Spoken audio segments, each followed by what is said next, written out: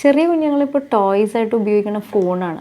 കുറച്ചും കൂടെ വലുതാവുമ്പോൾ അമ്മമാർ ഭക്ഷണം കൊടുക്കുന്ന ഫോണിലെ കാർട്ടൂൺസൊക്കെ കാണിച്ചുകൊണ്ടാണ്. അങ്ങനെയെങ്കിലും ഭക്ഷണം അകത്ത് ചെല്ലുമല്ലോ എന്ന് വിചാരിച്ചിട്ട്. പണ്ട് കാലത്ത് അമ്മമാർ കുഞ്ഞുങ്ങളെ പുറത്തേക്ക് എടുത്തുകൊണ്ട് പോയിട്ട് കാക്കനെയും പൂച്ചനെയൊക്കെ കാണിച്ചുകൊണ്ടാണ് ഭക്ഷണം കൊടുത്തിരുന്നത്. ഇന്നിപ്പോഴത്തെ കുട്ടികൾക്കൊക്കെ അങ്ങനത്തെ ഒരു സിറ്റുവേഷൻ എൻജോയ് ചെയ്യാനായിട്ടേ പറ്റാറില്ല അല്ലേ.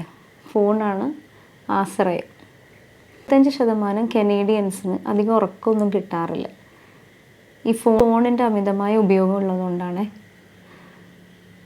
അതായത് 65 വയസ്സിൽ താഴെയുള്ള അഡൽട്ട്സ് അധികം ഉറക്കം കിട്ടാറില്ല.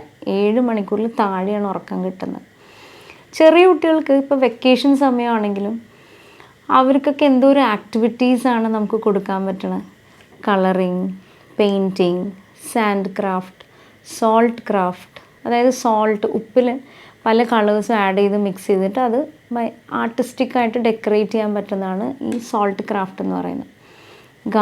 ഗാർഡനിങ് ഒന്നും സ്ഥലവും ഇല്ല ഇപ്പോൾ.